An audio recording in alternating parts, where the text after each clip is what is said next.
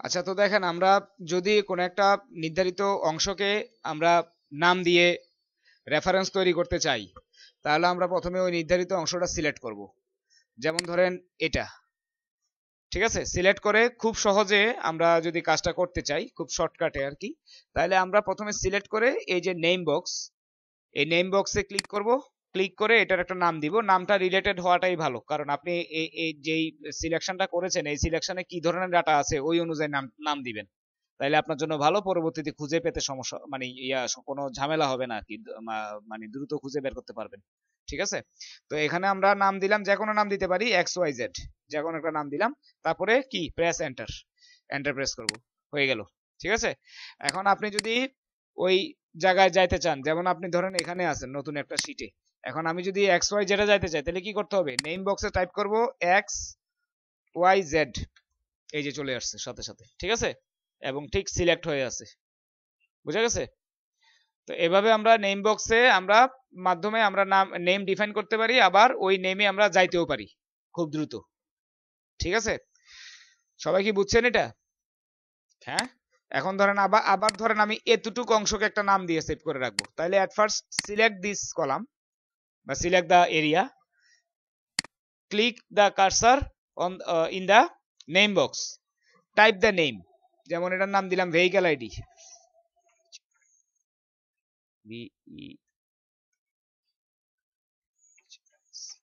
Vehicle ID column, COLUMN column, enter. ঠিক আছে, এতটুকু আমি সেভ করে রাখলাম ভেহিক্যাল আইডি কলাম এই নামে। এখন আপনি ধরেন অন্য কোনো কাজ করতেছেন, হঠাৎ আপনার এখানে যাওয়ার দরকার হইলো, ভেহিক্যাল আইডি কলামে যাওয়ার দরকার হইলো, ঠিক আছে, বা ভেহিক্যাল আইডি কলামে কি আছে না আছে দেখার দরকার, ধরেন শীটটা আরো অনেক বড়, অনেক লার্জ শীট, এখানে তো ডাটা অল্প আছে দেখে চোখের সামনেই থাকতেছে, আপনার লার্জ শীটে মনে করেন অনেক দূরে আপনি আছেন, ধরেন অনেক দূরে এই জায়গায় আপনি আছেন, বা অন্য কোনো শীটে আছেন, এখন ওই জায়গায় যাইতে চাচ্ছেন এক লাফে, তাহলে এখানে টাইপ করে দেন ভেহিক্যাল আইডি কলাম, ভেহিক্যাল এই যে চলে আসছে অলরেডি, এন্টার, এই যে সরাসরি এখানে চলে আসবে। বুঝা গেছে? এই হচ্ছে how to define name of a certain area, column বা রো যেভাবেই হোক আমরা সিলেক্ট করে আমরা ডিফাইন করতে পারবো। এটা হচ্ছে ডিফাইন করা। এখন আমি যদি এটা এডিট করতে চাই বা ডিলিট করতে চাই, তাহলে আমাকে কি করতে হবে, নেম ম্যানেজার ওপেন করতে হবে। নেম ম্যানেজারটা কোথায় থাকে, এটা থাকে ফর্মুলাস ট্যাবে। এই ফর্মুলাস ট্যাব থেকে এই যে নেম ম্যানেজার, ঠিক আছে, এই ডিফাইন নেম গ্রুপের মধ্যে এই যে ডিফাইন নেম ম্যানেজার, এখানে যাব, এই যে this is the name manager, এখানে দুইটা নেম দেখতে পাচ্ছি, একটার নাম হচ্ছে এক্স ওয়াই জেড, একটার নাম হচ্ছে ভেহিক্যাল আইডি কলাম। ঠিক আছে, এখান থেকে আপনি এডিটও করতে পারবেন আবার ডিলিটও করতে পারবেন। যেমন ধরেন এক্স ওয়াই জেড এই নেমটাকে আমি আরো এডিট করতে চাচ্ছি, মানে এর ভিতরে আমি আরো কোনো কিছু অ্যাড করতে চাচ্ছি, কোনো একটা কলাম বা কোনো একটা রো, তাইলে সিলেক্ট করে এডিটে ক্লিক করতে হবে। এডিটে ক্লিক করে এখানে দেখেন এই যে রেফার্স টু যা আছে, আমি এতটুকু পর্যন্ত আমি ধরেন এক্স ওয়াই জেডটাকে আরো একটু আপডেট করলাম, এই নেমটাকে এতটুকু পর্যন্ত সিলেক্ট করলাম। আগে তো একটা এই রোটা শুধু ছিল, এখন আমি আরো 4টা রো নিলাম, নিয়ে এটাকে আবার ম্যাক্সিমাইজ করি, এই যে দেখেন এখানে কিন্তু চলে এসছে এটার ইয়াটা, এই যে।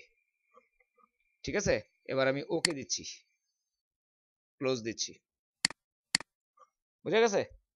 তার মানে আপডেট হয়ে গেছে, আরো মানে এরিয়াটা একটু বড় করলাম। এখন আমি যদি এক্স ওয়াই জেড এ যাই, এক্স ওয়াই জেড, এন্টার, এই যে দেখেন ওই এরিয়াটা দেখাচ্ছে, টোটাল এরিয়াটা সিলেকশন হয়ে দেখাচ্ছে।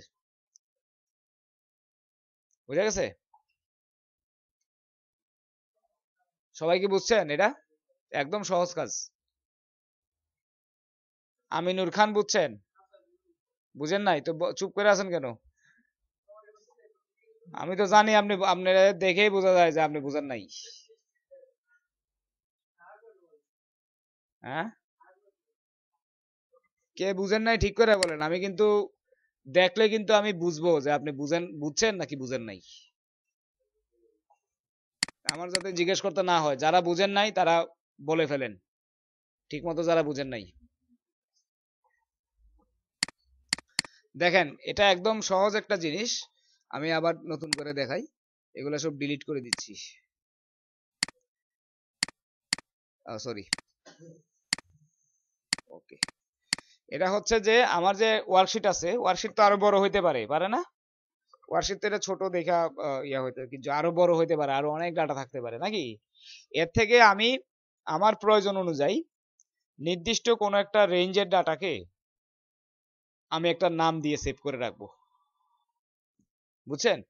এটাই হচ্ছে নেম রেঞ্জ। অর্থাৎ নির্দিষ্ট কোনো একটা রেঞ্জকে আমি একটা নাম দিয়ে সেভ করে রাখবো। কেন? কারণ আমার যদি আমি শীটের নিচের দিকে থাকি, এখন ওই জায়গায় যদি আমার যাওয়ার দরকার হয়, আমি ধরেন পরবর্তীতে ভুলে যেতে পারি যে আমার ওই ডাটাটা কোন অংশে ছিল, এটা কি শীটের বাম দিকে না ডান দিকে না মাঝখানে না উপরে না কোনাকুনি, আমি ভুলে যেতে পারি, তাই না? যে আমার ওই ডাটাটা আমি লিখছিলাম আমার মনে আছে, কিন্তু ঠিক কোন জায়গাটাতে লিখছিলাম, কারণ শীট তো অনেক বড়, তাই না? এখন ওই শীটটার কোন জায়গায় লিখছিলাম এটা আমি মনে করতে পারতেছি না, ঠিক আছে? শীটের প্রথম দিকে না শেষের দিকে না মাঝামাঝি কোন সাইডে লিখছিলাম এটা আমি মনে করতে পারতেছি না, ঠিক আছে? কারণ আমার তাইলে আমার কি করতে হবে, ম্যানুয়ালি তাইলে খুঁজতে হবে ডাটাটা কোন জায়গায় লেখা আছে, এই ডাটার যে ইয়াটা রেঞ্জটা এটা কোন জায়গায় লেখা আছে আমাকে ম্যানুয়ালি খুঁজতে হবে। তাই এটা তো একটা ডিফিকাল্ট টাস্ক এবং এটা অনেক সময়ের ব্যাপার ম্যানুয়ালি খোঁজা, তাই না? এই কারণে আমি যেসব অংশগুলা শীটের মধ্যে ডাটার যেসব অংশগুলা খুব প্রয়োজনীয়, ইম্পর্টেন্ট, এই অংশগুলাকে আমি একটা আলাদা নাম দিয়ে সেভ করে রাখলে পরবর্তীতে আমি যদি ভুলেও যাই তাইলে আমি ওই নামটার ওই যে রেফারেন্সটা, ওই রেফারেন্স থেকে আমি বাইর করতে পারবো। আমার কথা কি বুঝছেন? এটার জন্যই আমরা রেঞ্জ, মানে কোন একটা রেঞ্জকে আমরা নাম দিয়ে সেভ করাটা মানে দেখছি আর কি এখন, ঠিক আছে? তো এটা আমরা আবার দেখতেছি।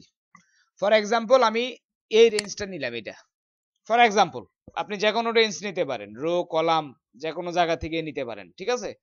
তো ফর এক্সাম্পল আমি এই কলামটা সিলেক্ট করলাম, এই রেঞ্জটাকে আমি একটা নাম দিয়ে সেভ করব। মানে সিলেক্ট করার পরে ডিফাইন নেমে যাব। হ্যাঁ হ্যাঁ হ্যাঁ, একাধিকই তো, এই যে একাধিক, হ্যাঁ অবশ্যই দিতে পারবো না কেন, আমি প্রয়োজন অনুযায়ী আমি এটা সিলেক্ট করে নিলাম এতটুকু। এরপরে সবচেয়ে সহজ হচ্ছে সিলেক্ট করার পরে এই যে নেম বক্স, এটাকে কি বলে, নেম বক্স, এই নেম বক্সে ক্লিক করে এটার নামটা এখানেই লিখে দিবেন, লিখে এন্টার দিবেন। হ্যাঁ, আবার আরেকটা সিস্টেমও আছে, সেটা হচ্ছে ডিফাইন নেম। এই যে ফর্মুলা ট্যাবের মধ্যে ডিফাইন নেম, এই ডিফাইন নেমের মধ্যে এই ডিফাইন নেম এটাতে ক্লিক করেন, দেন এখানে এই যে নেমের মধ্যে লিখবেন, ধরেন COLUMN কলাম 1 লিখলাম, কলাম 1 এই নামে সেভ করতে চাচ্ছি। যে কোনো নাম দিতে পারেন, আপনার নামও দিতে পারেন, তবে আপনার নামটা হইতে হবে রিলেটেড, রিলেটেড হলে ভালো। আপনি কি আপনি যে ডাটাটা সিলেক্ট করছেন ওই ডাটাটা কিসের ডাটা বা কি রিলেটেড, ওই অনুযায়ী নাম দিলে আপনি খুঁজে বের করতে পারবেন সহজে। তো যাই হোক, আমি কলাম 1 দিলাম, এরপরে ওকে দিলাম, বাস হয়ে গেল, বুঝছেন? এখন আমি যদি এই জায়গায় এখন যাইতে চাই তাহলে কি করতে হবে, এই নেম বক্সের মধ্যে লিখে দিতে হবে কলাম COLUMN 1, লিখে এন্টার দিলেই এই যে দেখেন সিলেক্ট হয়ে আসছে। ক্লিয়ার? আচ্ছা, এভাবে আমরা এখান থেকেও করতে পারি, এখান থেকেও করতে পারি, ঠিক আছে? আর যদি আমি এখান থেকে করতে চাই তাহলে তো দেখাইলে আমি কিভাবে করতে হয়। আর অ্যাপ্লাই নেমটা হচ্ছে কি, মানে আপনি কোনটাতে যাবেন, এখন কোন নেমে যাবেন, ধরেন এই নেমটাতে যাবো, তাহলে এটা সিলেক্ট করে ওকে দেন।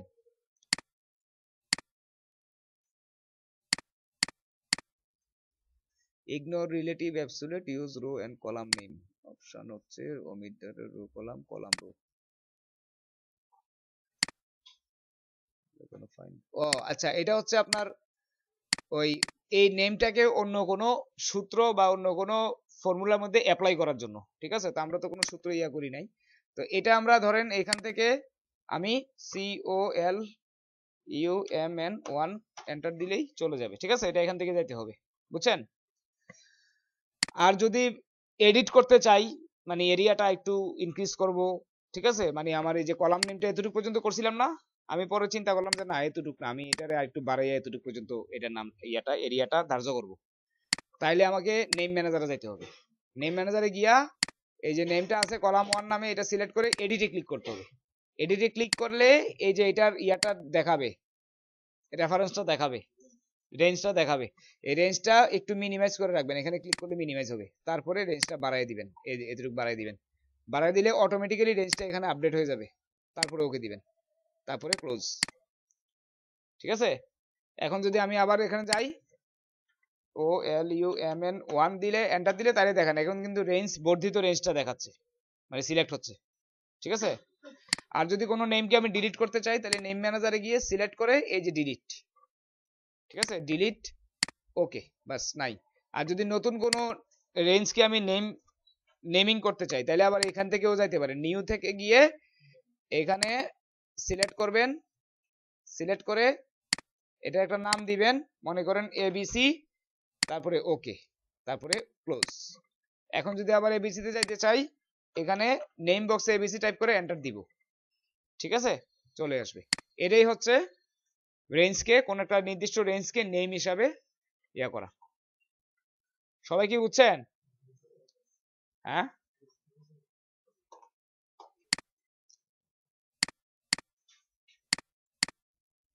আচ্ছা এবারে আসেন এই কাজটাই আপনাদের এখানে সেটআপের মধ্যে একটা এক্সাম্পল দিয়ে করা হয়েছে, এটা দরকার হলে বাসায় করেন। Creating formula to calculate value, অর্থাৎ আমরা ভ্যালু ক্যালকুলেট করার জন্য, এগুলো আমরা কালকেও দেখছি, সাম, এভারেজ, কাউন্ট, ম্যাক্স, মিন, ঠিক আছে এগুলা কালকেও দেখানো হয়েছে। যেমন ধরেন এখানে একটা ফাংশন আছে পিএমটি, আচ্ছা একটু ওয়েট করুন।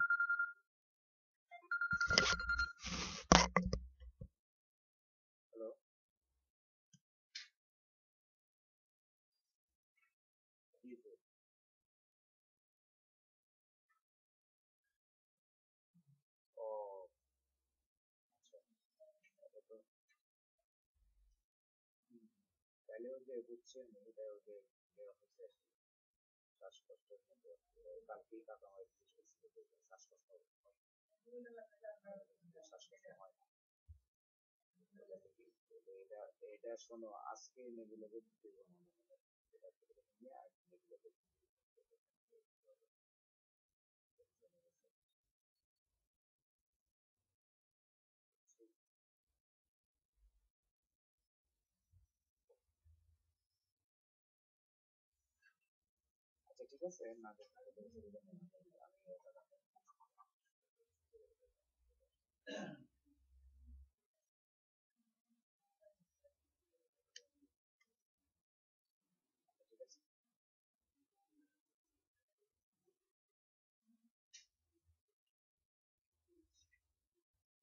না এটা আমি আগেই বলছিলাম যেটা নিয়ে কথা ছাড়া আমি আগেই বলছিলাম, এবং আমি এটাও বলছিলাম যে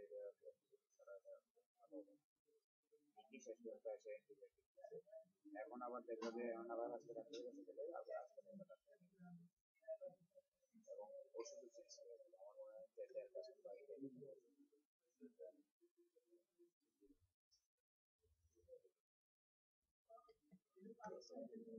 ঠিক আছে, আমি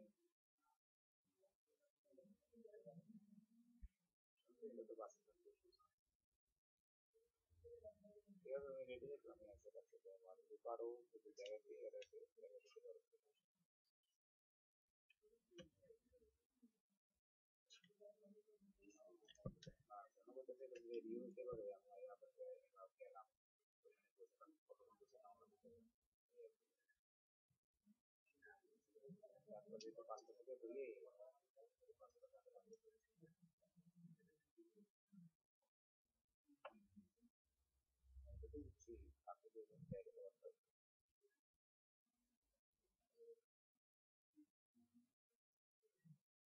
ঠিক আছে,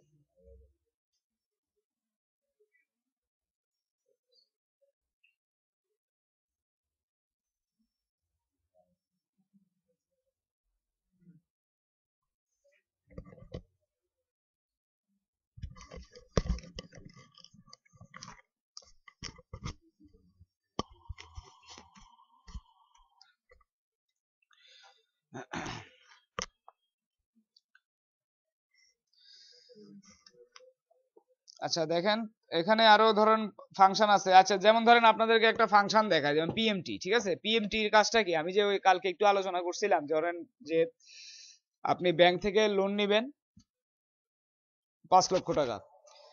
এখন এই লোনটা আপনি 10 বছরে পরিশোধ করতে চাচ্ছেন, ব্যাংকের ইন্টারেস্ট হচ্ছে 12%।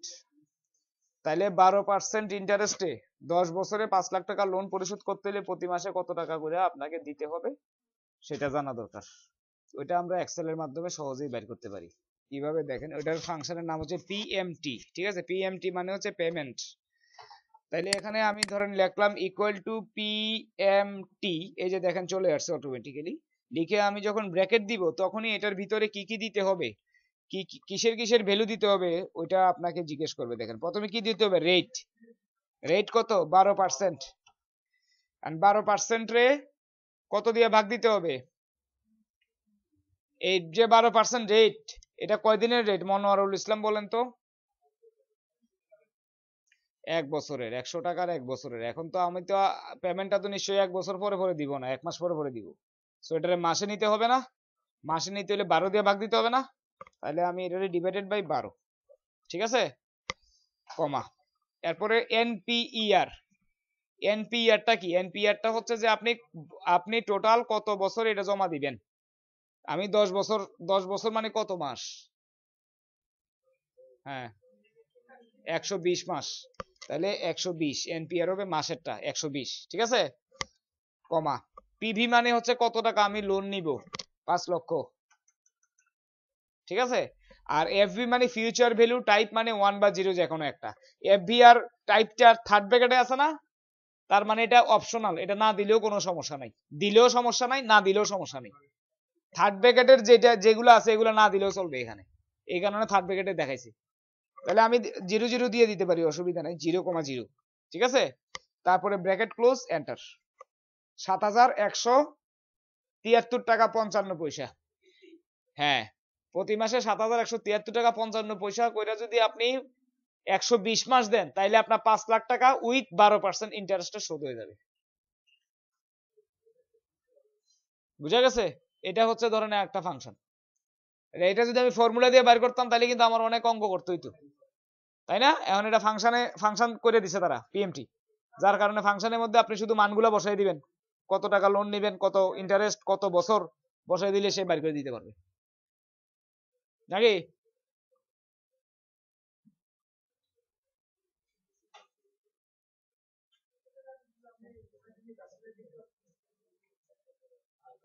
টাকা তোলার কথা এখন মনে হয়েছে ক্লাসের সময়, এর আগে কি করছেন? যান তাড়াতাড়ি যান, কতক্ষণ লাগবে? নিচে ইসলামী ব্যাংক, ইসলামী ব্যাংক তো নিচেই, যান তাড়াতাড়ি করেন।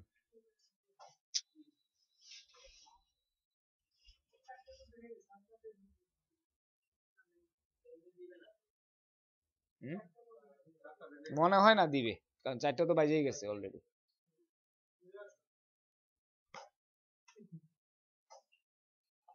আচ্ছা যাই হোক, তো এটা জাস্ট একটা উদাহরণ দেখাইলাম আর কি। ঠিক আছে, ফাংশনের এরকম অনেক ফাংশন আছে, 450 মতো ফাংশন আছে টোটাল। ঠিক আছে, বিভিন্ন ধরনের কাজ করার জন্য। হুম,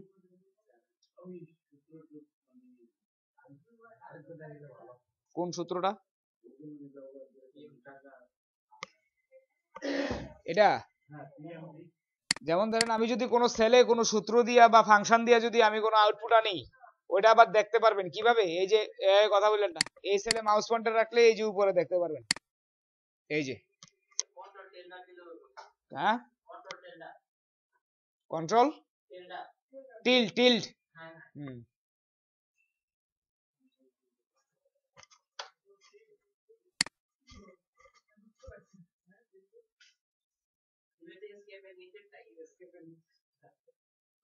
এই যে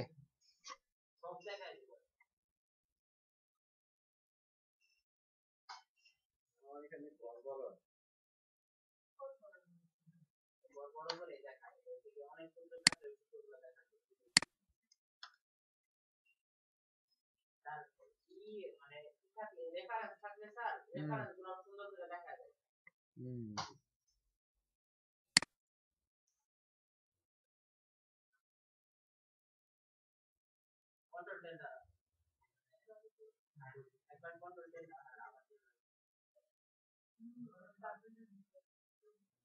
এটা হচ্ছে কি আপনি বুঝছেন? মানে ইয়াটা বুঝেন নাই, ভিতরে যে ভ্যালুগুলো দিছি এটা বুঝেন নাই। এটা হচ্ছে যে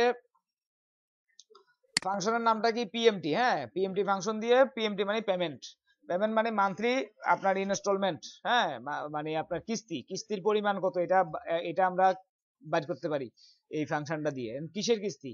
আপনি একটা মানে ধরেন একটা লোন নিছেন, ওই লোনটা আপনি 10 বছর পরে মানে 10 বছর ধরে আপনি পরিশোধ করবেন, 10 বছর লাগায় পরিশোধ করবেন, ঠিক আছে? 12% ইন্টারেস্ট দিবেন প্রতি কিস্তিতে। তাহলে প্রতি কিস্তিতে 12% ইন্টারেস্ট সহ যদি 10 বছরের লোন 5 লাখ টাকা লোন পরিশোধ করতে হয়, তাহলে প্রতি কিস্তিতে কত টাকা করে দিতে হবে এটা বের করতে চাচ্ছেন। এটা আমরা এই সূত্র দিয়ে বের করতে পারি, পিএমটি। তাহলে পিএমটি সূত্র লেখার জন্য, ফাংশন লেখার জন্য ইকুয়াল টু পিএমটি লিখে এই ব্র্যাকেটের ভিতরে কি কি দিতে হবে? প্রথমে দিতে হবে রেট, এই যে লেখা আছে দেখেন রেট, রেট মানে 12%, এন্ড 12%টা তো 1 বছরের সুদ, কারণ এটার মাসে নিতে হইলে 12 দিয়ে ভাগ দিতে হবে। 12 মাসে, 12 মাসে 1 বছর না, 12 দিয়ে ভাগ দিলে এটা মাসে চলে যাবে, এই কারণে 12 দিয়ে ভাগ দিলাম, অর্থাৎ 12% divided by 12, comma.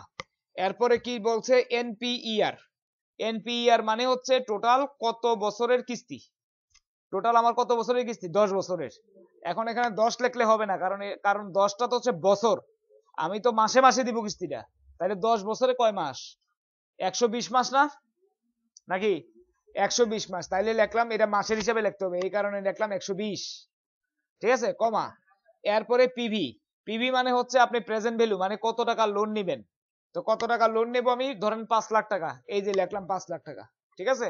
R FV R type এগুলা অপশনাল, এগুলা না দিলেও কোনো সমস্যা নাই, এগুলা 0 0 দিয়ে দিলেই চলবে, এই যে 0,0, প্রত্যেকটার ইয়ার মাঝখানে কিন্তু কমা দিতে হবে, এই কমা দিতে ভুল হলে কিন্তু আর হবে না, প্রত্যেকটা ভ্যালুর পরে কমা দিতে হবে, বুঝছেন? এই দেন এটা টাইপ করার পরে ব্র্যাকেট ক্লোজ করে এন্টার দিলে আমার এখানে এই যে কিস্তির পরিমাণ বাড়িয়ে যাবে। কত বাড়িলো? 7,173 টাকা 55 পয়সা, এটা হচ্ছে কিস্তির পরিমাণ, বুঝছেন? মাসিক কিস্তি।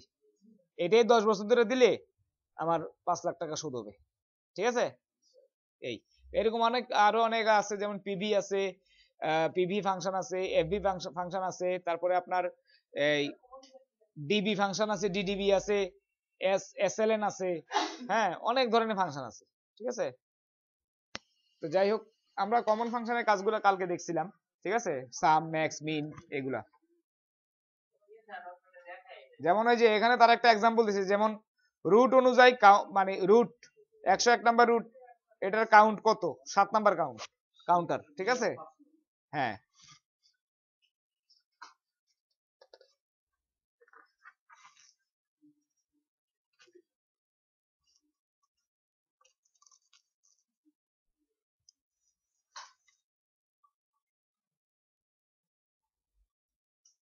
তারপরে এখানে কিছু এই যে ফাংশন দিয়ে কিছু এক্সাম্পল এখানে দিছে।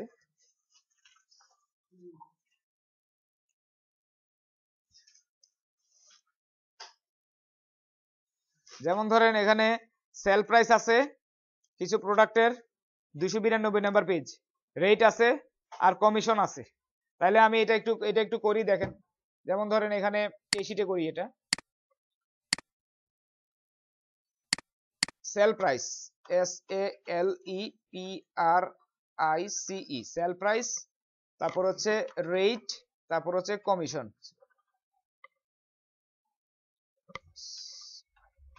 ঠিক আছে। এখন সেল প্রাইস ধরেন 7,364 টাকা, 364, তারপরে হচ্ছে 8,135, 4,128,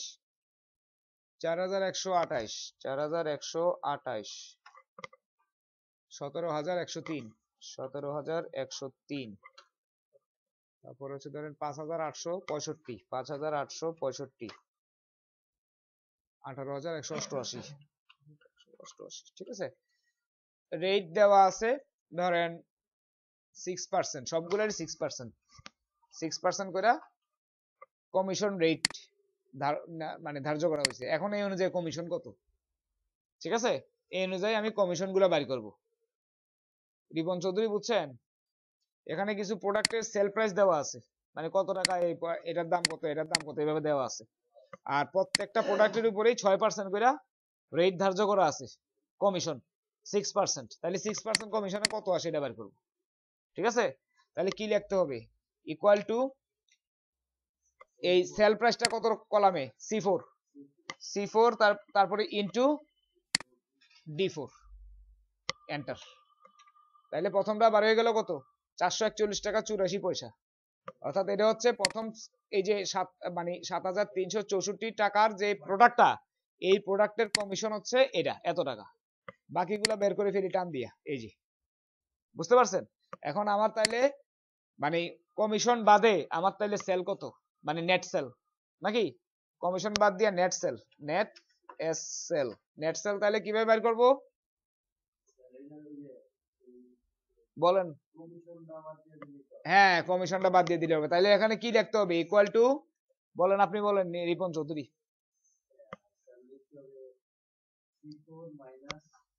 C4 minus E4, good, E4 good, এই যে বার হয়ে গেল। প্রথমটা বার হয়ে গেলেই হবে, বাকিগুলো টান দিয়ে এইভাবে বের করে ফেলবো বাস।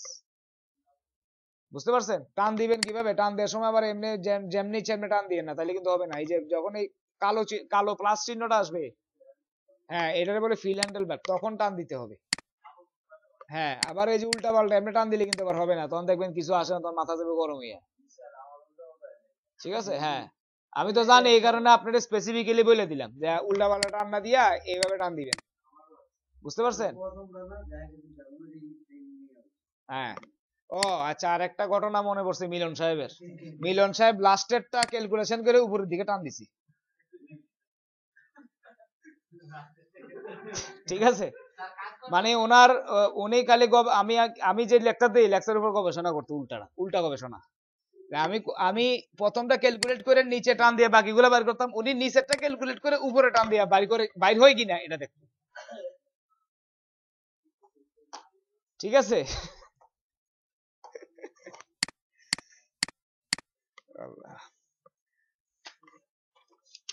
আচ্ছা। তো এখানে কমিশন গুলা বেরোলো,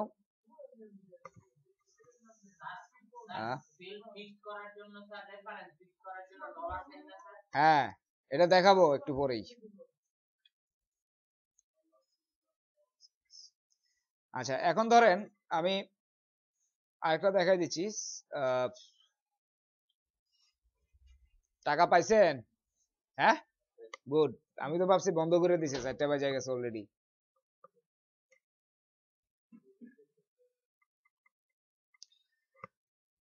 আচ্ছা, এখন আমরা দেখবো যে রিলেটিভ রেফারেন্স এবং অ্যাবসলিউট রেফারেন্স কিভাবে ইউজ করতে হয়।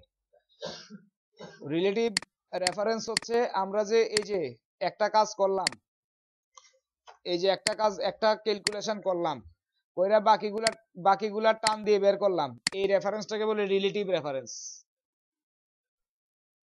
অর্থাৎ রিলেটিভ রেফারেন্সে যেটা হয় যে কোনো একটা ফর্মুলা প্রয়োগ করার পরে ওই ফর্মুলা অনুযায়ী বাকি সেলগুলা, ওই ফর্মুলা অনুযায়ী বাকি সেলগুলা ক্যালকুলেশন করে। ঠিক আছে, পাশাপাশি মানে কপি করে আর কি, সোজা কথা। ওই ফর্মুলাটারে কপি করে নিচের দিকে, কপি করে ওই পাশাপাশি ক্যালকুলেশন করে আপনার ফলাফল নিয়ে আসে। এটা হচ্ছে রিলেটিভ রেফারেন্স। আর অ্যাবসলিউট রেফারেন্স হচ্ছে, ধরেন আমি প্রথমে এটা কাজটা দেখাই, তাইলে বুঝবেন। একটা ফাইল ওপেন করি,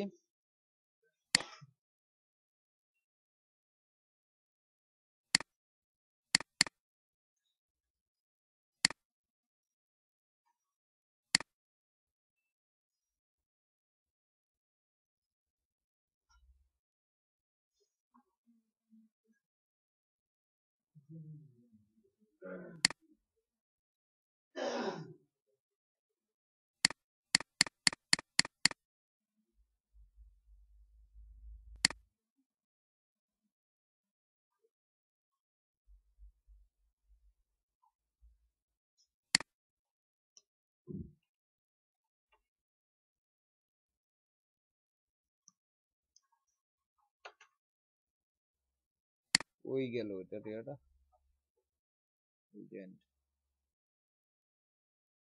ফর্মুলাতে দেখি।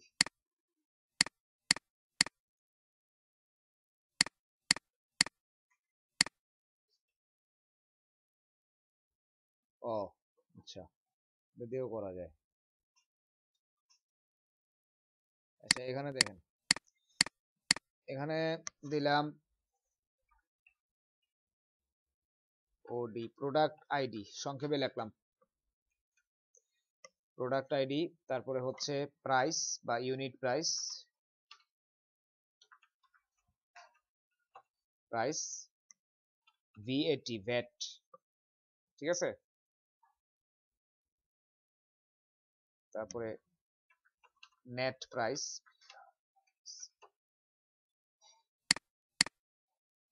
ধরেন এটা আমি তৈরি করতেছি আর কি।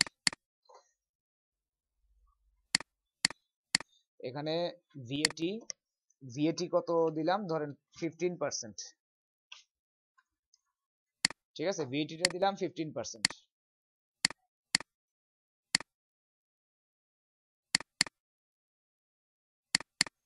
এখানে প্রোডাক্ট আইডি কিছু আইডি দিচ্ছি, 101 ইউনিট প্রাইস ধরেন আপনার 500 টাকা, তারপরে 102 ইউনিট প্রাইস ধরেন আপনার 1550 টাকা, 103 ইউনিট প্রাইস ধরেন আপনার 5000 টাকা, তারপরে হচ্ছে 104 ইউনিট প্রাইস দিলাম ধরেন আপনার 4500 টাকা, 105 ইউনিট প্রাইস 2800 টাকা, 106 ইউনিট প্রাইস 1150 টাকা, 107 ইউনিট প্রাইস হচ্ছে মনে করেন আপনার 3000 টাকা, 108 ইউনিট প্রাইস হচ্ছে ধরেন আপনার 2500 টাকা, 109 ইউনিট প্রাইস হচ্ছে ধরেন আপনার 10800 টাকা, 110 ইউনিট প্রাইস 16000 টাকা, ঠিক আছে। এখন প্রত্যেকটা প্রোডাক্টের উপরে 15% করে ভ্যাট দিতে হবে, ব্যাপারটা বুঝতে পারছেন? 15% করে ভ্যাট দিতে হবে, তাইলে ওই অনুযায়ী ভ্যাট কত আসে এটা বের করতে হবে নাকি, ওই অনুযায়ী ভ্যাট কত আসে এটা বের করবো আমরা। তাইলে প্রথমে আমরা ভ্যাটে সেল পয়েন্টার রাখি, ঠিক আছে, ভ্যাটের মধ্যে সেল পয়েন্টার রাখলাম, রাখার পরে আমি ক্যালকুলেশন করতেছি, দেখেন কিভাবে বের করব, এটার সাথে এটা পূরণ দিব না, তার মানে কত D7 ইন্টু H2 নাকি, তাইলে আমি এখানে লিখি equal to D7 into H2, ভালো করে খেয়াল করেন, D7 এ আছে প্রাইস আর H2 তে আছে ভ্যাট, তাহলে প্রাইস আর ভ্যাটটা পার্সেন্টেজটা পূরণ করলে আমার ভ্যাটটা বাড়িয়ে যাবে, ভ্যাট অ্যামাউন্টটা নাকি রিপন চৌধুরী। হ্যাঁ এবার এন্টার দিচ্ছি, এই যে বাড়িয়ে গেল না, কত 75 টাকা। এবার বাকিগুলা টান দিচ্ছি, জিরো। কেন রিপন চৌধুরী জিরো আসলো?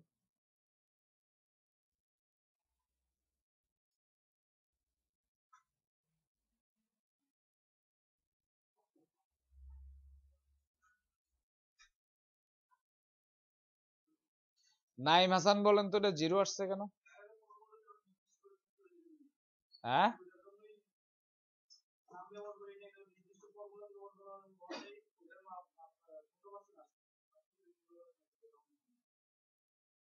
বুঝলাম না ঠিক, কি বললেন আবার বলেন।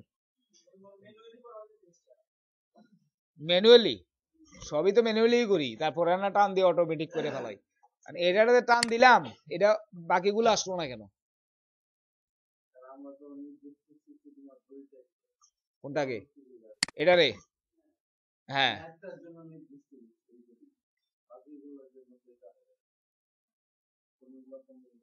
তো অন্যগুলা যে করলাম, এই যে এখানে এখানে ধরেন যে এটা আর এটা পূরণ করতেছি, দেখেন আমি ইকুয়াল টু দিচ্ছি,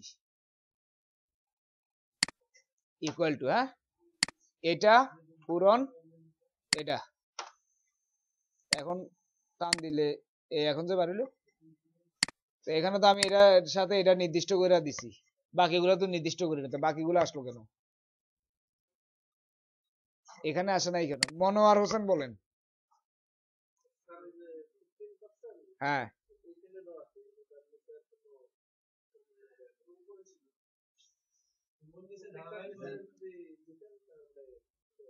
আচ্ছা 15% এখানে দাঁড়ান রাখেন, 15% এখানে দিয়ে দিই আমি, অসুবিধা নেই, বুঝছি আমি এটা।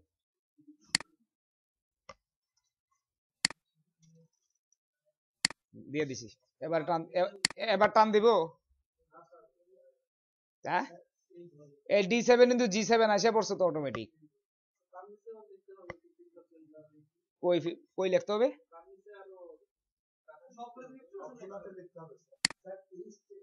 সবগুলোতে লিখবো কেন আমি? ও এখানে এখানে লিখবো কেন আবার? আমি তো একবারই বলে দিলাম 15% ভ্যাট।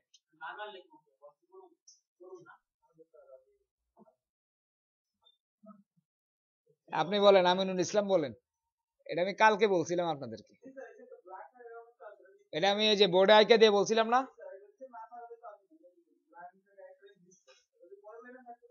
আপনি বলেন তো, তানবীরুল ইসলাম।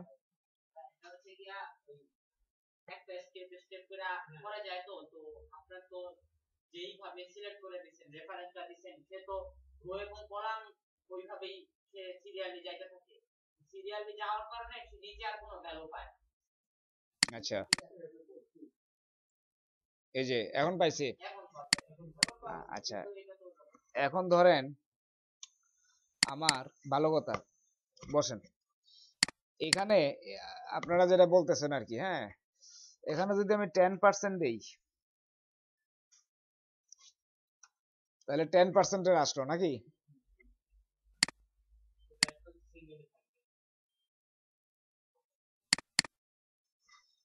সরি, এখানে আমি 15%টা ধরেন দিলাম। 15% আমি চেঞ্জ করতে চাচ্ছি, আমার কাছে এখন সিদ্ধান্ত দিল 15% না, আপনি 10% দেন ডিসকাউন্ট, তাহলে আমি 10% করে দিলাম। তাহলে আবার সবগুলা টান দিতে হইব নাকি? তো এটা এটা তো এটা কি ওয়াইজ নাকি আনওয়াইজ? অবশ্যই আনওয়াইজ, কারণ আমার এটা এতবার লেখার তো দরকার নেই। এখন আচ্ছা, আমি যদি কেটে ফেলি কি হবে বলেন তো? চলে যাবে, জিরো হয়ে গেছে। না, এটার জন্য না, ভ্যাট জিরো হতে পারে না, ওটার জন্য কাটি নাই। মানে এটা এখানে 15% দিলাম। আচ্ছা, এখানে না, ধরেন এই কাইটা দিই, এখানে দিলাম ভিএটি 15%।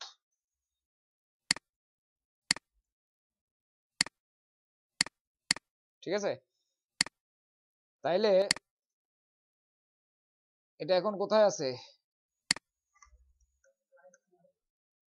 I2, আমি এক জায়গাতেই ভ্যাট লিখবো। ঠিক আছে, এক জায়গাতেই লিখবো, এটা পাশে হোক বা উপরে হোক বা মাঝখানে নিচে হোক, যেখানেই হোক, কিন্তু আমার সবগুলাতে চলে আসবে। তো এটা করার জন্য আপনি যদি, এটা হচ্ছে রিলেটিভ রেফারেন্স, আমি যেভাবে করছি এটা কিন্তু রিলেটিভ, কিন্তু রিলেটিভ হলে এই সমস্যাটা হবে। এই সমস্যাটা হবে কেন? কারণ রিলেটিভের মধ্যে তাকে আপনি যদি একটা ক্যালকুলেশন বলে দেন, সে ওইটার উপর বেস করে কিন্তু করে, মানে পাশাপাশি করে আপনার ইয়া করে, ক্যালকুলেশন করে, পাশাপাশি সেলগুলোতে ক্যালকুলেশন করে ডাটা বসায়। অতএব আমি যদি এটা না চাই, আমি চাই যে না, আমি পাশাপাশি কোনো ডাটা দিব না, আমি ডাটা এক জায়গাতেই রাখবো, যেটা আমার কনস্ট্যান্ট এক জায়গায় রাখবো। ঠিক আছে, ওই কনস্ট্যান্টটাকে আমি তাকে মেমোরির মধ্যে ঢুকাই দিব, যাতে করে যেই ডাটার সাথে সে ক্যালকুলেশন করুক, ওইটার সাথে যাতে ওই কনস্ট্যান্ট ওইটাকেই যাতে ক্যালকুলেট করে বারবার। ঠিক আছে, অর্থাৎ এটার সাথে যাতে আবার এটা গুণন করে, এটার সাথে যাতে আবার এটা গুণন করে, তার মানে এটা কনস্ট্যান্ট থাকতেছে, এগুলো ভেরিয়েবল। ব্যাপারটা বুঝছেন? তাইলে আমাকে এইটাকে মেমোরাইজ করাইতে হবে, তাকে ফিক্সড করে দিতে হবে, কনস্ট্যান্ট করে দিতে হবে, তার মেমোরির মধ্যে ঢুকাই দিতে হবে।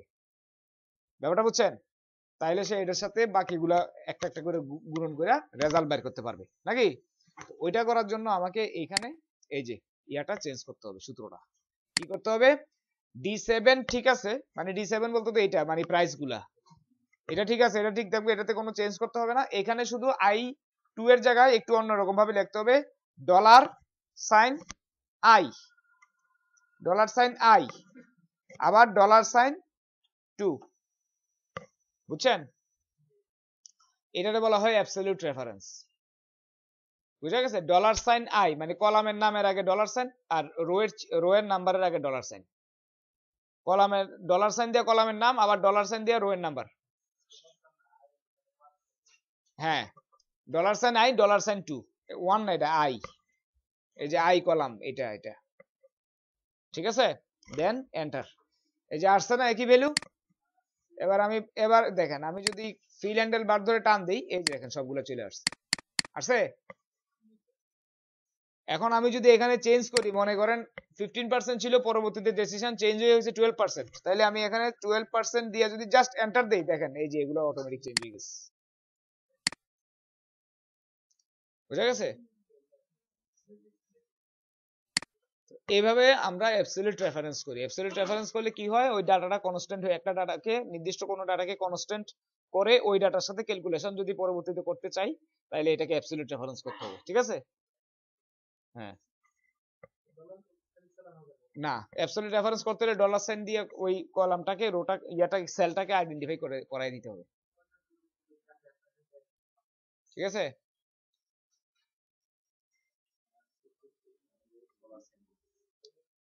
তাহলে সবাই বুঝছেন রিলেটিভ রেফারেন্স আর অ্যাবসলিউট রেফারেন্স, এটা যাতে আর কোনোদিন ভুল না হয়। ঠিক আছে? এটা থেকে কিন্তু পরীক্ষাতে কোশ্চেন আসতে পারে।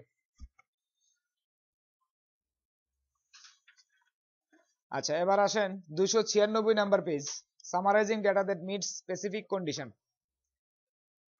কি বলছে? another use for formula is to display message when certain conditions are met. For instance, Consolidated Messenger's vice president of marketing, Craig Dewar, might have agreed to examine the rates charged to corporate customers who are billed for more than 1 lakh dollar during a calendar year.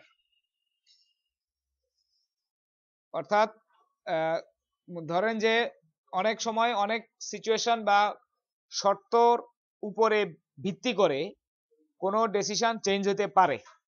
For example,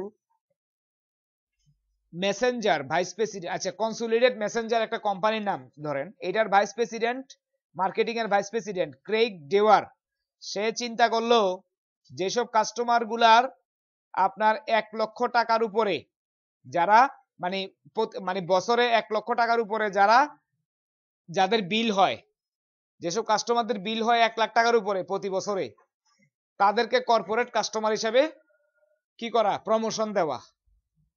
তাইলে আমার শর্তটা কি, যেসব কাস্টমারের বিল বছরে 1 লাখ টাকার উপরে, তাদের ইয়া হবে নরমাল কাস্টমার থেকে কি কর্পোরেট কাস্টমার।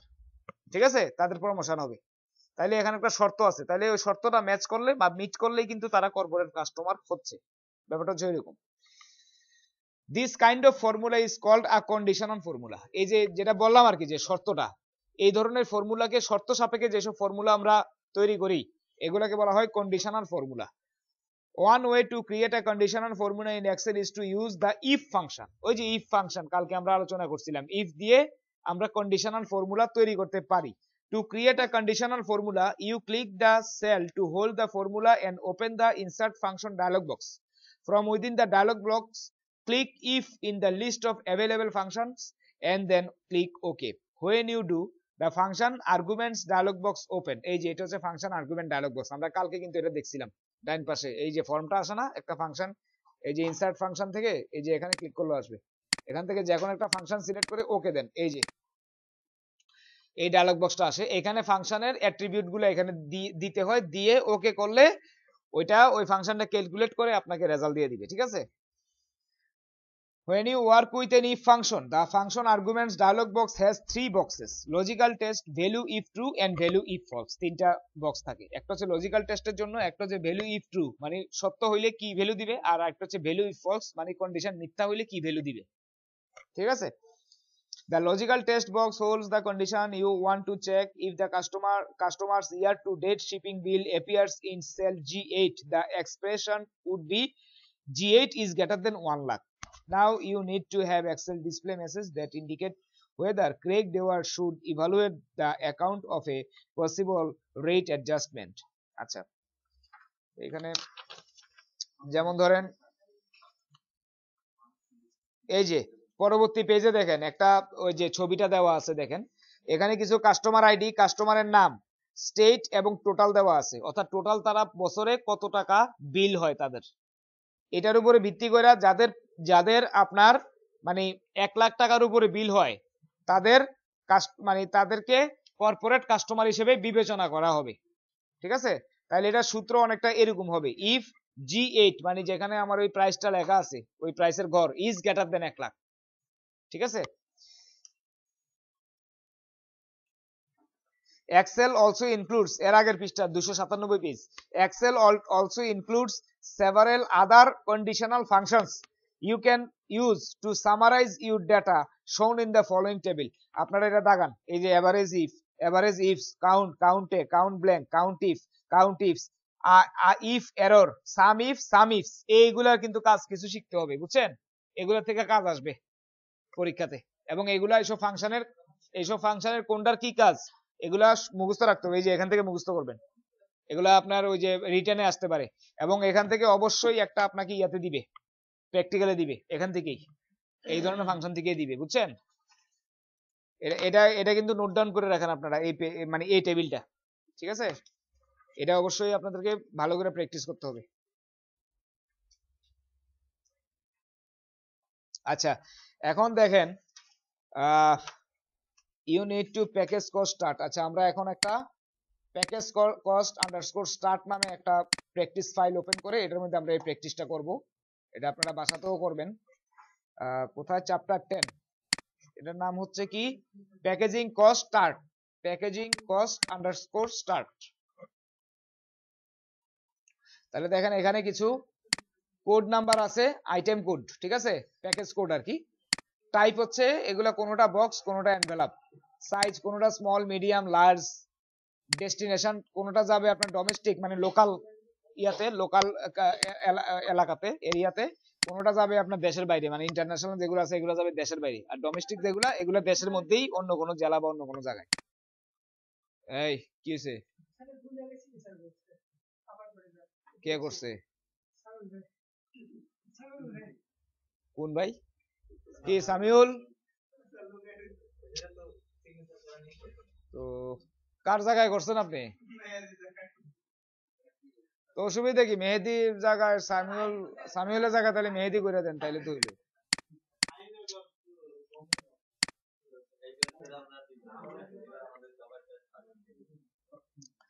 আচ্ছা এখন, আচ্ছা সে আসুক, সবাই আসলে সবার সামনে করলেই ভালো।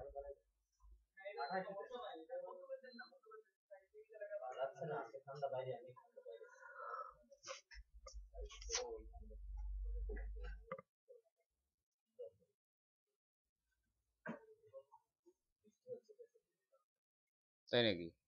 আহ, তো অনেক ঠান্ডা। বৃষ্টি হওয়া মানে শৈত্যপ্রবাহ। হ্যাঁ, এই কয়েকদিন মানে লাস্ট শেষের দিকে প্রায় চলে আসছে না শীতকাল, এখন পড়বে কিছু।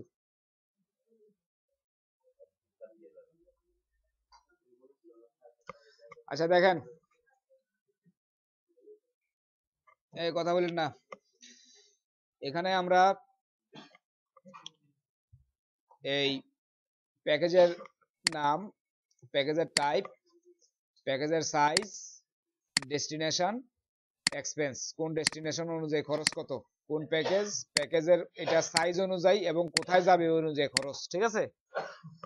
এখন আমরা এখানে পোটেনশিয়াল ডিসকাউন্ট বের করব, অর্থাৎ কারা ডিসকাউন্ট পাবে, বুঝা গেছে? কোন শর্তে কারা ডিসকাউন্ট পাবে এটা আমরা এখানে বের করব, বুঝা গেছে? আপনারা তো আমি এমনি এমনি ডিসকাউন্ট দিব না, আপনার হয় আপনার মানে আপনি মাসে বা বছরে আপনি যদি 1 লাখ টাকার উপরে আমার কাছ থেকে পণ্য কিনেন তাহলে আমি আপনার একটা ডিসকাউন্ট দিতে পারি, তাহলে আপনি ডিসকাউন্টের যোগ্য কিনা, উনি যোগ্য কিনা বা উনি যোগ্য কিনা ডিসকাউন্টের, এগুলো আমি একটা শর্ত দিয়ে বের করব, ঠিক আছে?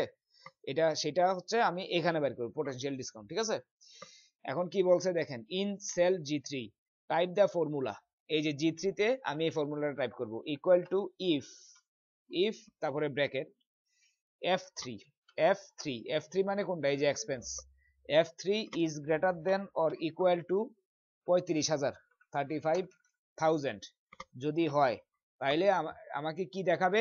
Request discount, REQUEST, request discount, ঠিক আছে?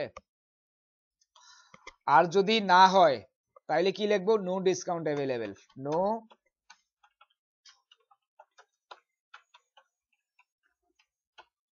ডিসকাউন্ট অ্যাভেলেবেল, তারপরে ব্র্যাকেট শেষ, এন্টার।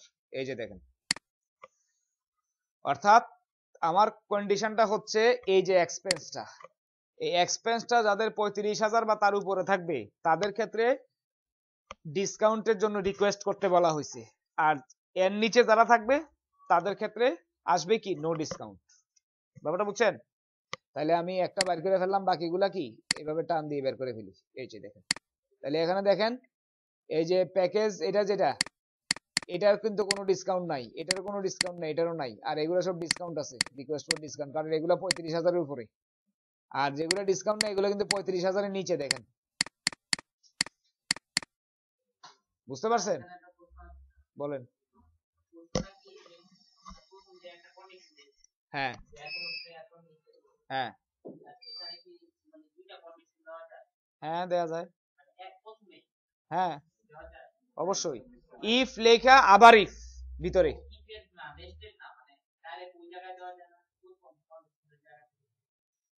প্রথম, হ্যাঁ, ও দেয়া যায় ইফস, ইফস, ইফসটাই হচ্ছে একাধিক কন্ডিশনের জন্য। ঠিক আছে, আরো আছে সাম ইফস, কাউন্ট ইফস, এগুলো আমরা দেখবো পরে। ঠিক আছে, আচ্ছা, এটা বুঝছেন সবাই?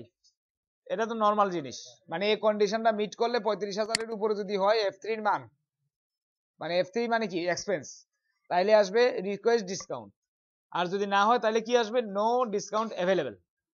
এবং এগুলা কিন্তু, এগুলা যেহেতু টেক্সট, এগুলাকে লিখতে হবে ডাবল কোটের মধ্যে, যেহেতু টেক্সট টাইপের ডেটা। আচ্ছা, এবারে কি বলছে, click G3 and drag the fill handle down until it covers G14। আচ্ছা, এক্সেল কপিজ দা ফর্মুলা। আচ্ছা, এবারে আসেন in cell I3 type the formula I3। এই যে, হ্যাঁ বলেন। ও, প্রজেক্টর কই গেল? ও, কারেন্ট চলে গেছিল। আচ্ছা, আবার কারেন্ট আসছে, অসুবিধা নাই।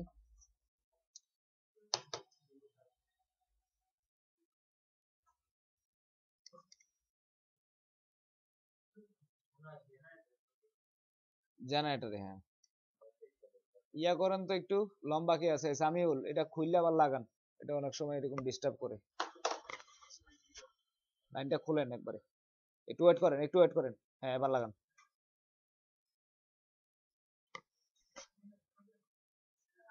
হয়েছে হয়েছে, লাগছে।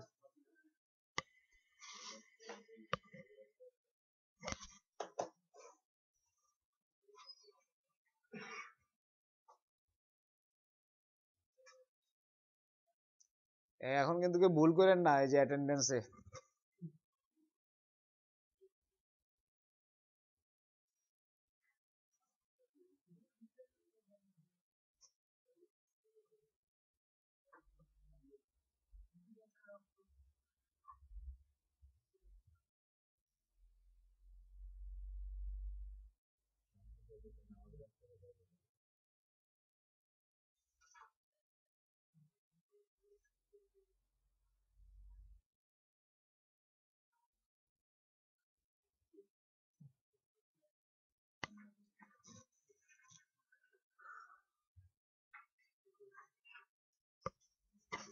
আচ্ছা দেখেন, এখন আমরা এভারেজ বাড়ি করব।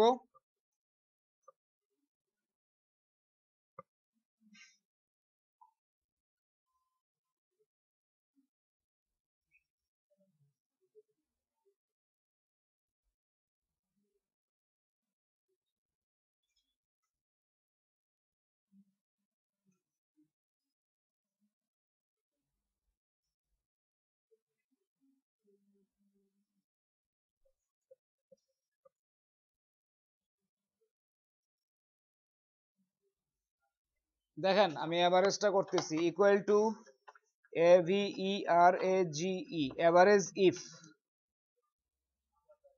I3, হ্যাঁ, এভারেজ ইফ C3 থেকে C14, C3 to C14, C3 to C14 যদি ইকুয়াল টু BOX বক্স, যদি বক্স হয় দেন F3 থেকে F14 পর্যন্ত, F14 পর্যন্ত এভারেজ করো।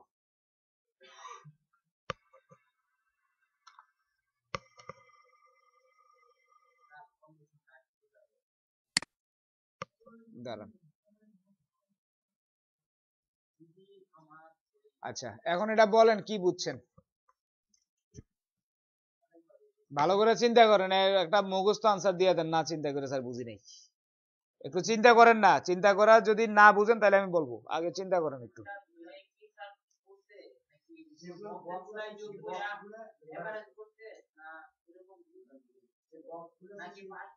আপনি চিন্তা করেন না, প্রথমে দেখেন সূত্রটা, ফাংশনের নামটা কি দেখেন আগে, এভারেজ ইফ, এভারেজ ইফ এর বাংলা শব্দটা চিন্তা করেন, গড় করো যদি, গড় বাইর করো যদি, যদি মানে এখানে একটা কন্ডিশন আছে। এবার চিন্তা করেন ভিতরের দিকে, C3 থেকে C14, তার মানে C3 তে কি আছে দেখেন, C3 হচ্ছে টাইপ গুলা বক্স, তাহলে C3 থেকে C14 এটাতে কি লেখা আছে, মান মান কি দিছে বক্স, এটাই কন্ডিশন। এরপরে কি লেখছে, হ্যাঁ এই তো, হ্যাঁ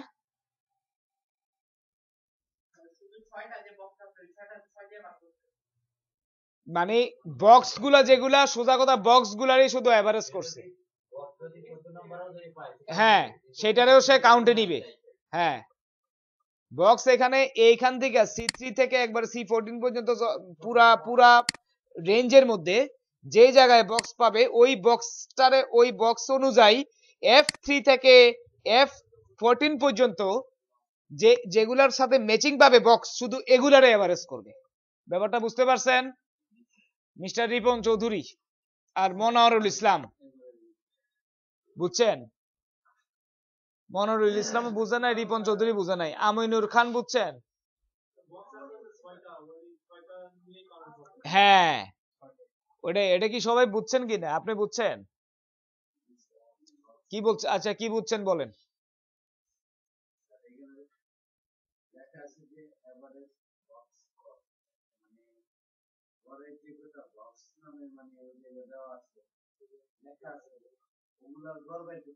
হ্যাঁ হ্যাঁ হ্যাঁ হ্যাঁ, আমি যে সূত্রটা যে লিখছি, সূত্রটা এই যে সূত্রটা উপরে ওই সূত্রটা, ফাংশনটা এভারেজ ইফ, হ্যাঁ এটা দিয়ে তাহলে কি বুঝছেন,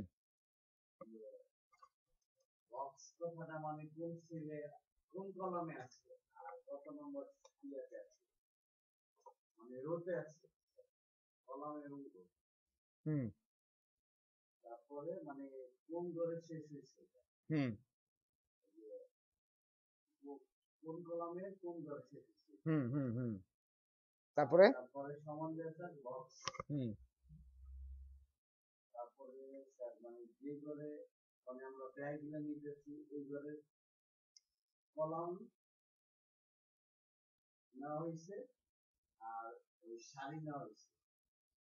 হুম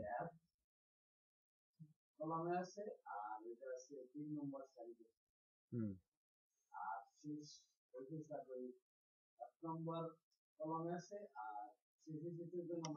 বুঝতে পারছি, আপনি টিচারের অনেক ভালো করবেন, আপনি একবারে অক্ষর বাই অক্ষর বুঝাতে পারেন, আপনি আমার থেকেও ভালো টিচার হইতে পারবেন ইনশাআল্লাহ। দেখেন এটা যেমনে লেখা আছে আমি ঠিক এমনি বলি, এভারেজ ইফ মানে গড় করো যদি, এখন যদি পরে আমরা কি দেই, কন্ডিশন দেই, ঠিক আছে, তাহলে এভারেজ ইফ গড় করো যদি C3 থেকে C14, অর্থাৎ এই রেঞ্জটা বোঝানো হয়েছে, এই C3 থেকে C14 এ যদি বক্স পাও তাইলেই তুমি এভারেজ করবে। এখন এভারেজটা কার উপরে করবা, F3 থেকে F14, অর্থাৎ F3 থেকে F14 এর মধ্যে তুমি যেগুলোর সাথে বক্স মিলাই পাইবে এগুলারে নিয়ে এভারেজ করবে, নট দ্যাট যে F3 থেকে F14 পর্যন্ত কিন্তু এভারেজ করে নাই, F3 থেকে F14 পর্যন্ত সে লুকআপ করে দেখছে কোনগুলোর সাথে বক্সটা আছে, যেগুলাতে বক্সটা আছে এগুলারই শুধু এভারেজ করে এটা বসা থেকে পাইছে, বুঝছেন আপনি, আপনি বুঝছেন? একটু মানে সমস্যা হচ্ছে যে বক্স কটা এক জায়গায় ঘুরে গেছে, হ্যাঁ এই কারণে আবার অন্যগুলো আবার আমি জানি তো, এই কারণে সমস্যা হবে, রেঞ্জটাই এক জায়গায় দেওয়া হয়েছে, এই কারণেই বুঝে এখানে রেঞ্জ যতটুকু ছিল সবটুকুই দেওয়া হয়েছে, পুরাটা রেঞ্জে দেওয়া হয়েছে, কিন্তু এই রেঞ্জের মধ্যে আপনার এই কলামের সাথে লুকআপ করে যেখানে বক্সটাকে ম্যাচিং পাবে শুধু ওই ভ্যালুগুলো নিয়েই ওটারে এভারেজ করতে হবে, ওটারে ক্যালকুলেশন করতে, হ্যাঁ এর দায়িত্ব দেওয়া হয়েছে, বুঝছেন এটা? জি স্যার। আমিনুল খান, কোনো প্রশ্ন আছে? এই ইমরান বুঝছেন? হ্যাঁ, ইমরান অনেক শান্তিপ্রিয়, মানে জীবনে আমার একটা প্রশ্ন করছে। হ্যাঁ, না বুঝে ঠিক আছে, এটা ভালো, আমি জানি হ্যাঁ বুঝে। আপনি বুঝছেন এবার? আপনি তো বুঝছেনই, আপনি যেমনি ভাইঙ্গা বলছেন, মানে অন্যরকম, এটার কোনো তুলনাই নাই।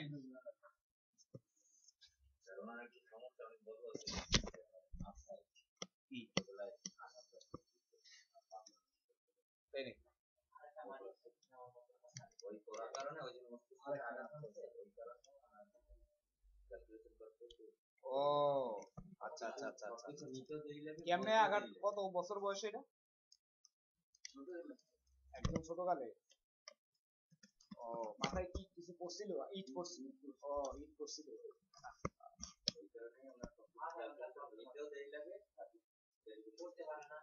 ও আপনি এমনিতে মাস্টার্স করছেন না? কোন সাবজেক্টে? অ্যাকাউন্টিং এ। আমি তো ভালো সাবজেক্টে পড়াশোনা করছি। তাহলে তো অ্যাকাউন্টিং যেটা আপনি পড়তে পারছেন, পাসও করছেন, অনার্স করছেন না? অনার্সও করছেন, তাই এটা তো কিছুই না। ওইটা যেহেতু করতে পারছেন, এটা না শুধু কোরও আপনি খুব ভালো করে করতে পারবেন। কারণ অ্যাকাউন্টিং কিন্তু এত সহজ সাবজেক্ট না। অ্যাকাউন্টিং কিন্তু এত সোজা না, এটা অ্যাকাউন্টিং কিন্তু একটু ডিফিকাল্ট আছে। আপনি অ্যাকাউন্টিং এর না? অ্যাকাউন্টিং কিন্তু একটু ডিফিকাল্ট আছে। অ্যাকাউন্টিং আমি নিজেও আমার আমার নিজেরও বুঝতে অ্যাকাউন্টিং 6 মাস লাগছে। অ্যাকাউন্টিং তো আমি তো আর অ্যাকাউন্টিং এর মানুষ না, কিন্তু আমাদের ওই হ্যাঁ একটা কত ক্রেডিটের মনে নাই, অনেক আগে করছি তো। আপনার একটা অ্যাকাউন্টিং একটা সাবজেক্ট ছিল, বুঝতে পারছেন? ওইটার ওই ডেবিট আর ক্রেডিট বুঝতে আমার খবর হয়ে গেছে, বুঝা গেছে? মানে যেটারে আমি ডেবিট মনে করি পরে দিয়ে যায় সেটা আসলে ক্রেডিট, যেটা যে ক্রেডিট মনে করি কয়টা ডেবিট।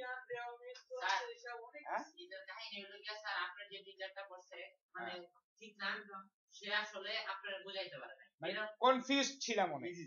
আপনার এই যে পারফেক্টলি যদি নরমালি কয়েকটা চিহ্ন হয় আপনি আর জীবনে ভুলবেন না। রাইট। হ্যালো,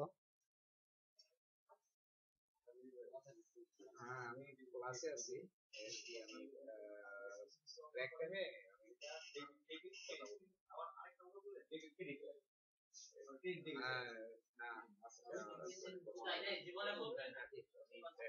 আরেকটা কথা বলে না জীবনে বলবেন না, আরে জীবনে আমি সারার কাছে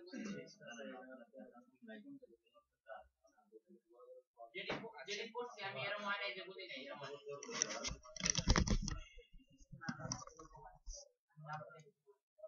আচ্ছা এখন এটা কি বুঝছেন? এই এটা দেখেন, এটা বুঝছেন তো? এবার আমি পরেরটা ধরতেছি, দেখেন। ইন সেল I6 কোনটা? এই যে এটা ইন্টারন্যাশনাল এনভেলপ কস্ট, একটা বাইর করছি আপনার ইয়ার মানে বক্সের, এবার বের করব এনভেলপের কস্ট। এটাও বের হইছে কিসের কস্ট? বক্সের কস্ট। এবার বের করব এনভেলপের কস্ট, ঠিক আছে? এনভেলপের কস্টটা কিভাবে বের করছে দেখেন, কি টাইপ করতে বলছে? সাম ইফস F3 এত এত, এই যে দেখেন আমি আগে টাইপ করি তারপরে বুঝাবো। ইকুয়াল টু আগে করে নেই তারপরে সাম IFS some ifs F3 to F14 তারপরে আরেকটা কন্ডিশন হলো C3 to C14 যদি হয় তাহলে আমাকে কি বলবে? এনভেলপ,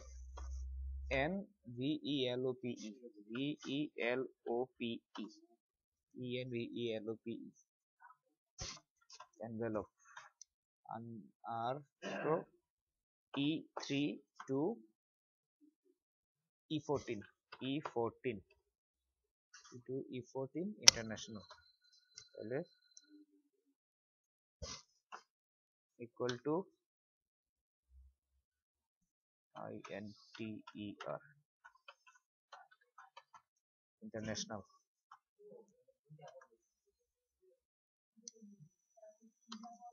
এই যে দেখেন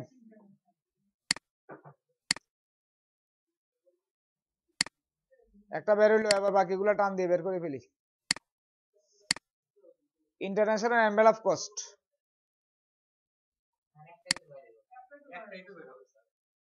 ও আচ্ছা, এখানে তো আর ইয়াগুলো নাই।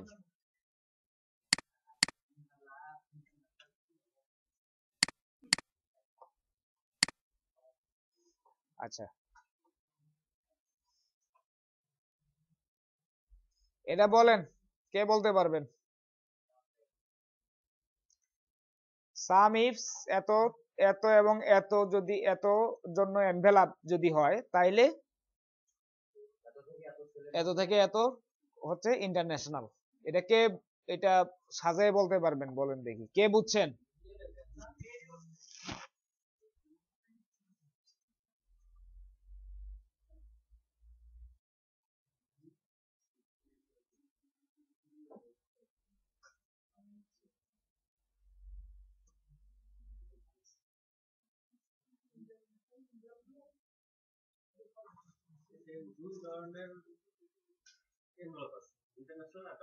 হুম।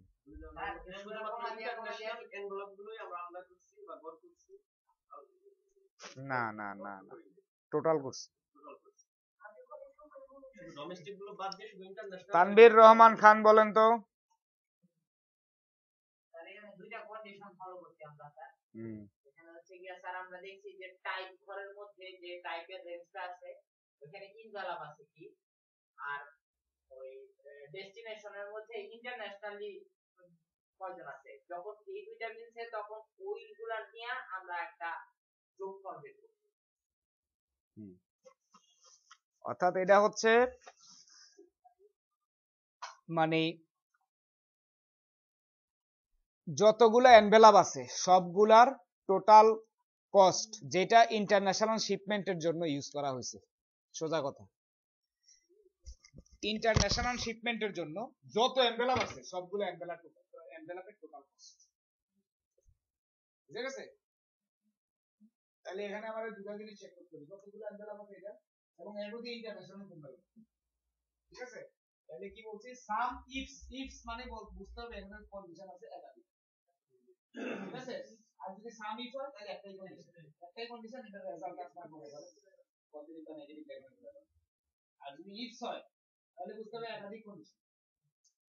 সাম ইফস F3 থেকে F14 মানে কি, F3 থেকে F14 পর্যন্ত একটা লুকআপ চালাবে এবং এটার সাথে এই লুকআপটার সাথে ম্যাচিং করবে কারে, C3 থেকে C14, মানে এখানে C3 থেকে C14 পর্যন্ত এই দুইটারে ম্যাচ মানে লুকআপ কইরা কি ম্যাচ আপ করবে, এনভেলাপ, এনভেলাপটা ম্যাচিং করবে যে এই ওয়াইজ এখানে এনভেলাপ আছে কোন জায়গায়, ফুলটা ওয়াইজ এক্সপেন্স ওয়াইজ এনভেলাপ আছে কোন জায়গায়, এটা ম্যাচিং করবে।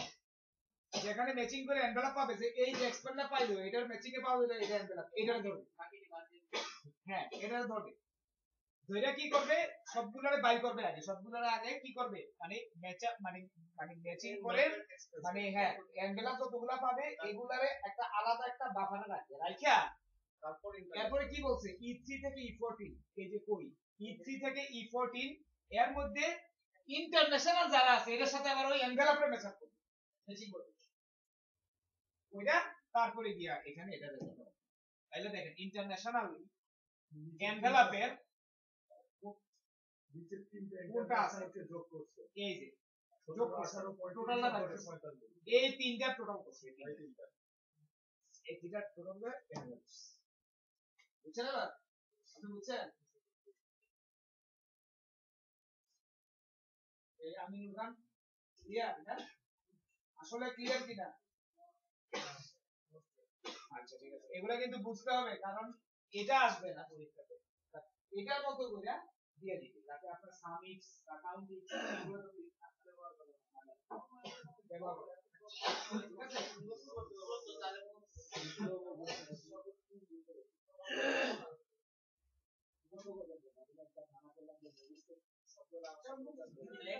মুখস্থ করবেন কেন? জিনিসটা আপনি যদি বুঝেন যে মানে মানে কখন ইউজ করতে হয় এটা বুঝতে হবে। মুখস্থ তো এখানে কোনো দরকারই নাই, মুখস্থ করবেন কেন? এটা কি কোনো রচনা নাকি মুখস্থ করবেন না, দিতে আছেন? এটা আপনাকে বুঝতে হবে যে কখন আমি এটা ইউজ করব, এই জিনিসটাই মানে বুঝাটাই হচ্ছে সবচেয়ে আসল কাজ। এটা যদি আপনি বুঝতে পারেন কোন জায়গায় কাউন্টিং, কোন জায়গায় সামি ইউজ করবেন তাহলে আপনি মাস্টার হয়ে যাবেন। এটা বুঝতে হলে আপনার এটা কাজটা বুঝতে হবে যে আমার যখন দুটো বা একাধিক কন্ডিশন দেওয়ার দরকার হবে, এই কন্ডিশন অনুযায়ী আমার রেজাল্ট তৈরি করার দরকার হবে, তখন কি আমার এই সামি ঠিক আছে। আমরা রেজাল্টে যে নেক্সট দিন তাহলে তো এইটাকে তো যদিও কাজ চালানোর পরে যদি নেক্সট দিকটা যদি সামের জন্য করি তাইলে আপনি নেক্সট দিক না দিলে সামে ক্রিয়েট করতে পারবেন। এগুলা কিন্তু গুলো অ্যাড করা উচিত এর আগে ছিল। হ্যাঁ এর আগে নেক্সট দিক দিয়েই কিন্তু করা হয়েছিল এটাকে ক্রিয়েট করা ওরা সব সব জায়গায় করে করবে। এখন এটা দিয়ে শর্ট করে দিছে ঠিক আছে। কারণ এখানে যে লেখা আছে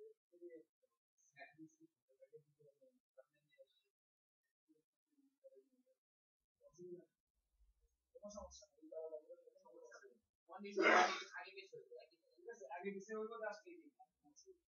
আপনারা এখন নামাজ পড়ে আসেন, যে নামাজের ব্যাগ দিচ্ছি।